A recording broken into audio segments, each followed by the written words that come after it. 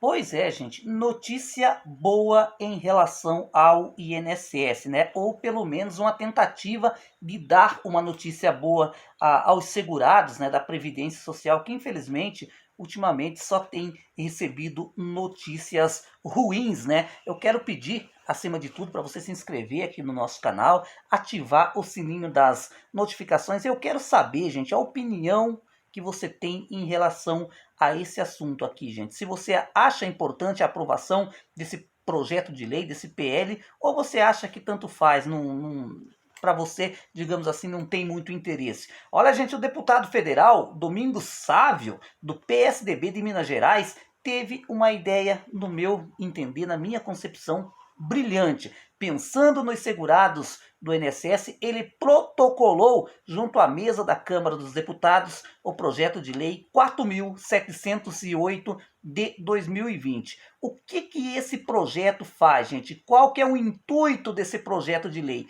É obrigar, exatamente, essa é a palavra certa, obrigar o INSS a pagar o segurado um salário mínimo se a perícia médica não acontecer em 60 dias. Ou seja, o segurado, de repente, ficou doente, pediu o auxílio doença. E aí o INSS foi levando com a barriga, não tinha vaga para fazer perícia médica e ultrapassou 60 dias, ou seja, ultrapassou 2 meses. Aí o que esse projeto diz? Então, INSS, você não fez a sua obrigação, você não agendou a perícia médica, não fez a consulta médica para saber se o beneficiário tinha ou não direito ao auxílio doença, então pague a ele um salário mínimo. É exatamente isso, ou seja, esse projeto tem o intuito de obrigar o INSS a pagar um salário mínimo para segurados que pediu o auxílio doença e não teve perícia médica em 60 dias. Ou seja, um projeto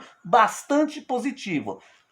Será beneficiado com a medida aqueles, né, se porventura for aprovado, né, gente, o projeto, segurados que estão com a carência em dia, ou seja, que está, né, com as contribuições em dia junto ao INSS. E para, digamos, um dos requisitos ou um dos quesitos para isso é, né, o segurado ter laudos e atestados médicos, né, para que seja aí nessa situação liberado a administrativamente o benefício, né? Visto que não teve perícia médica, quem irá liberar é a parte administrativa do INSS. Como todos nós sabemos que devido à pandemia do novo coronavírus no ano de 2020, praticamente foi inviabilizado o serviço da perícia médica do INSS. Mas mesmo assim, gente, depois que o INSS voltou gradativamente às suas funções, ainda, né, tem pessoas que infelizmente aguardam por perícia médica mais de 90 dias, 120 dias, e essas pessoas serão de fato, né, os beneficiados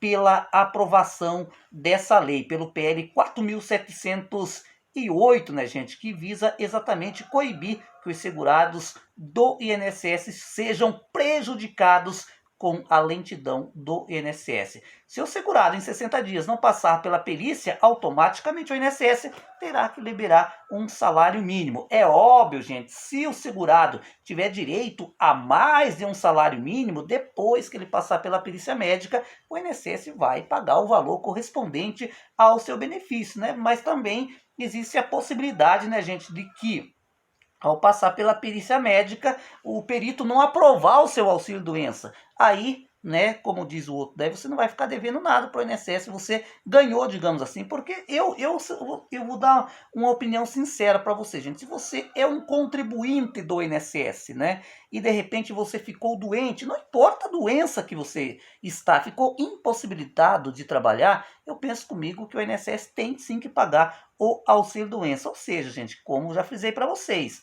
a proposta também estabelece que o auxílio doença poderá ser cancelado após a realização da perícia médica, mas cabendo toda a defesa ao segurado. Digamos que, né, você ficou doente. Vamos dar um exemplo para ficar claro para você do outro lado. Você ficou doente, fez o pedido, né? A perícia médica não aconteceu em 60 dias, né? Aí o INSS liberou automaticamente um salário mínimo para você.